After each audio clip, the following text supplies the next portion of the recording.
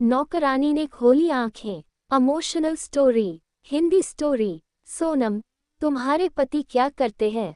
लता, वो कुछ नहीं करते मैडम। वो अभी कुछ कर नहीं सकते। लता थोड़ा रुकती है और पलक झपका कर कहती है, सोनम एक एजुकेटेड लड़की है, बड़ी एमएनसी कंपनी में नौकरी करती है। जॉब के दौरान ही उसे प्यार भी हो जाता है। मानव उसी के ऑफिस में, दोनों को पहली ही कुछ मुलाकातों में प्यार हो जाता है और लगभग 1 साल की डेटिंग के बाद ही दोनों शादी करने का फैसला भी ले लेते हैं। दोनों के परिवार को इस शादी से कोई परेशानी नहीं थी। दोनों अच्छा कमाते हैं और अच्छी नौकरी करते हैं और एक ही शहर में भी है। सोनम और मानव की शादी हो जाती है। दोनों बड़े शहर के अच्छे फ्लैट में अपनी जिंदगी की शुरुआत करते हैं। काम करने के लिए उन्होंने एक नौकरानी रखी। लता करीब 38 साल की है। सोनम ने उसे काम पर रखते हुए ही अच्छी तरह से सारे रूल्स बता दिए थे। साथ ही उसे ये भी कहा कि अगर वो यहाँ रहना भी चाहे तो रह सकती है। लेकिन लता ने बोला कि नहीं, उसका घर पास ही है, वो वहीं जाएगी और सुबह जल्दी वापस आ जाएगी।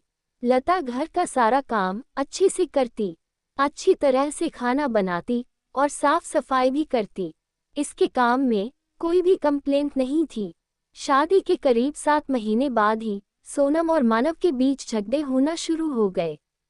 हर छोटी छोटी बात पर झगड़ा होने लगा। पहले तो झगड़ा छोटा हुआ करता था, जो थोड़ी सी बात से शुरू होकर खत्म हो जाया करता था। लेकिन फिर कभी कभी इन दोनों में कई दिनों तक बात नहीं होती। ऑफिस की बातें भी उनके झगड़े का एक प्रमुख कारण रहती थी। उन दोनों को लगने लगा कि उन्होंने एक दूसरे से शादी करके गलती कर दी। ऑफिस की एक मीटिंग दौरान दोनों ही बॉस के साथ उसमें मानव ने सोनम की बात के बाद अपनी बात रखी, जो कि बॉस को ज्यादा पसंद आई। इस बात से सोनम को बहुत गुस्सा आया और वो बात हमेशा की तरह इस बार भी उनके घर तक पहुंची। सोनम ने इस बात को लेकर मानव को बहुत कुछ सुनाया और साथ ही उसने नौकरी छोड़ने और तलाक की बात भी की। लता यह उनकी सारी बातें, सारा झगड़ा हमेशा से सुना करती थी। बस वो अपने काम में लगी रहती। जब खाना बन जाता तो वो दोनों को कहती। ज्यादातर वो लोग अलग अलग बैठकर ही खाते थे। सोनम अगले दिन ऑफिस नहीं गई। दोपहर तक अपने कमरे में बंद रही।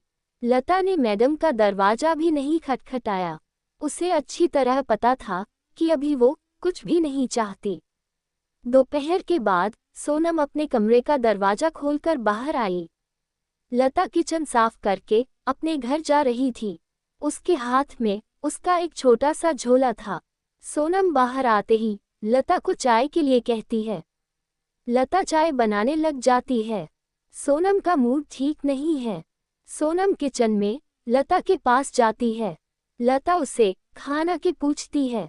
सोनम बोलती है, नहीं अभी नहीं, सिर्फ चाय दो। सोनम लता को पूछती है, तुमने खाना खाया? लता, नहीं मैडम, मैंने खाना ले लिया है, मैं घर जाकर खाऊंगी। लता थोड़ी देर रुककर फिर कहती है, मैडम एक ही खाना ले जाती हूँ, सिर्फ मेरा बांध कर, ज्यादा नहीं ले जाती, आप देख सकती है। इतना कहकर लता अपना झोला खोलकर दिखाने लगती है। सोनम, अरे कोई जरूरत नहीं है, ठीक है। लता फिर मैडम को चाय देती है।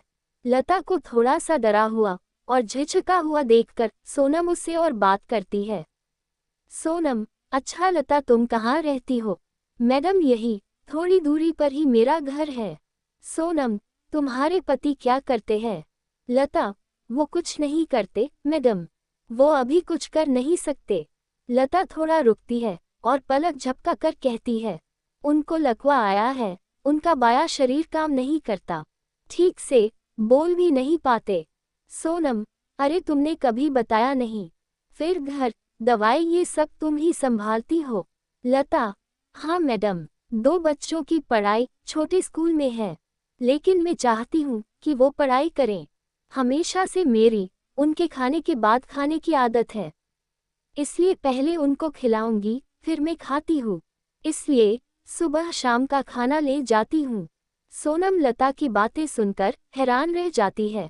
उसे पता नहीं था कि लता इतनी साहसी है, और कभी भी उसने अपने चेहरे या काम से ये लगने नहीं दिया। लता फिर कहती है, मैडम मैं आपसे कुछ कहना चाहती हूँ, आप बुरा ना मानो तो। सोनम ने तुरंत ही जवाब दिया, हाँ कहो ना प्लीज। मैडम अभी हमारे पास जो होता है हमें उसकी कद्र नहीं होती है। समय कैसे बदल जाता है पता भी नहीं चलता है। अब मैं सिर्फ चाहती हूँ कि मेरे पति ठीक हो जाए। अभी तक मेहनत में से मुझे कुछ परेशानी नहीं है, लेकिन अभी मेरी सिर्फ एक ही इच्छा है कि बस वो ठीक हो जाए, मुझसे फिर वैसे ही बात करें, वैसे ही अपने पैरों पर ठीक से चल सके, बच्चों को गले लगा सके, बाकी कुछ भी नहीं चाहिए। लता अपनी बात ठीक से समझा नहीं पा रही थी, लेकिन सोनम समझ रही थी कि वो क्या कहना चाहती है। उसकी बातों को सुनकर सोनम को रोना आ गया।